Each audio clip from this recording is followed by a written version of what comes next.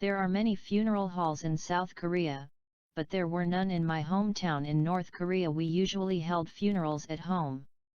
In the DPRK, the process takes 3 days, and the very first thing the morticians do is clog the ears and nose of the dead person with cotton. I've heard they do this to prevent water from leaking out.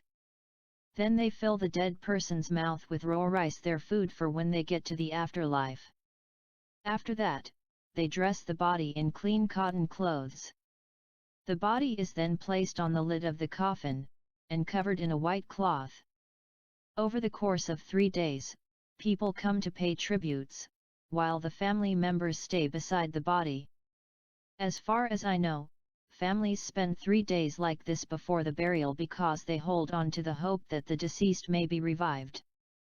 I've heard that in North Korea many people claim people have returned to life during this 3-day period. If they don't, they're either buried or cremated.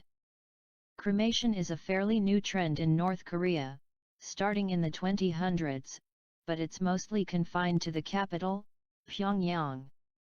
In my hometown we were more accustomed to burying them. Nearby mountains were our favorite places to lay the deceased to rest. Later, we would often visit them and hold memorial services on Chuseok, an annual North Korean harvest festival. On Chuseok, people visit graves and hold memorial services, mowing the grass and weeding around the grave. Everyone in the family makes sure to be present during these memorial rites. Taking good care of the grave originates from a North Korean superstition that our ancestors will punish us unless we hold proper memorial services for them.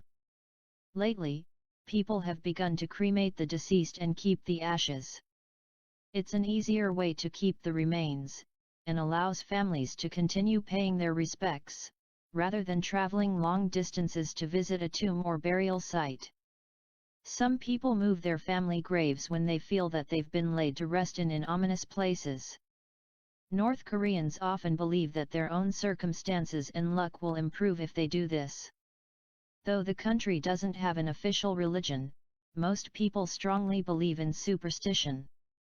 The North Korean government doesn't officially allow this, but people still seek to meet fortune tellers secretly. When your fortune teller tells you that things aren't going your way because your dead ancestors have been buried in ominous places, you'll want to move the dead body to a different SPO. Free version that you are using is limited to speaking a maximum of 1000 characters. Please upgrade to full version to remove this limitation.